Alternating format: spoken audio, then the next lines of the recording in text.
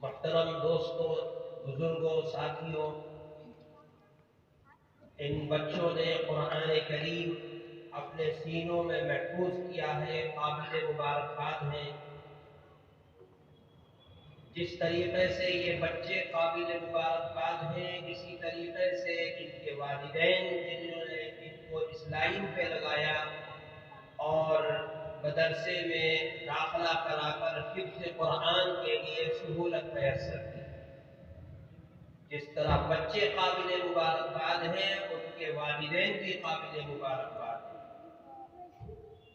اور جن اساتذہ نے ان پر محنت کی، دن و رات ایک کیا، اپنی تمام تر سہولتوں کو ایک طرف رکھ کر ان بچوں پر محنت کی، اور آج یہ دن ہمیں دیکھنے کو مل رہا ہے کہ 30 کے 30 پارے ان بچوں نے چند سالوں میں اپنے سینوں میں محفوظ کر لیا ہے۔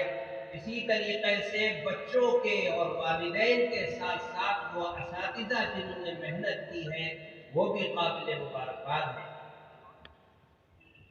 اور چوتھے نمبر پر وہ بھی قابل مبارکباد ہیں کہ جنہوں نے اپنی دھن دولت کو اور اپنی گاڑی کمائی کے کچھ حصے کو مدرسے میں لگایا اور مدرسے کو آباد کیا، مدرسے کو زندہ کیا اور بچوں کی تعلیم کا بندوبست کیا، وہ لوگ بھی قابل مبارکباد ہیں۔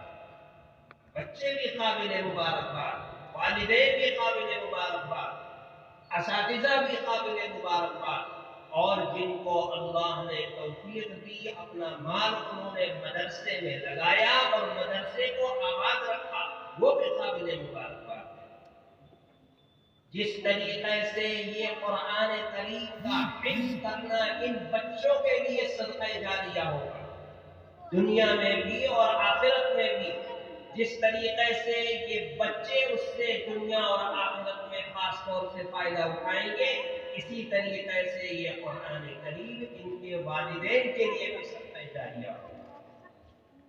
ان کے والدین اس دنیا سے اپنی عمر کو پورا کر کے چلے جائیں گے۔ عام طور سے ہوتا یہ ہے کہ انسان جب دنیا سے جاتا ہے تو اعمال کے رجسٹر بند ہو جاتے ہیں۔ اس کا مطلب یہ ہے کہ وہ دنیا سے چلا گیا، اب کوئی کار خیر نہیں کر سکتا۔ لیکن یہ بچوں کا قرآن کریم حفظ کرنا، یہ ان والدین کے لیے صدقہ جاریہ ہوگا۔ والدین چلے گئے لیکن رجسٹر میں اعمال کے صدقہ جاریہ کے طور پر نیکیاں لکھی جاتی ہیں۔ ساری دنیا چلی جاتی ہے، رجسٹر بند ہو جاتے ہیں، لیکن کیونکہ اپنے بچے کو نیک کام پر لگا کے گئے تھے، حفظ قرآن پر لگا کے گئے تھے، وہ دنیا سے چلے جائیں گے لیکن رجسٹر میں اعمال حسنہ ان کے برابر لکھے جاتے رہیں گے۔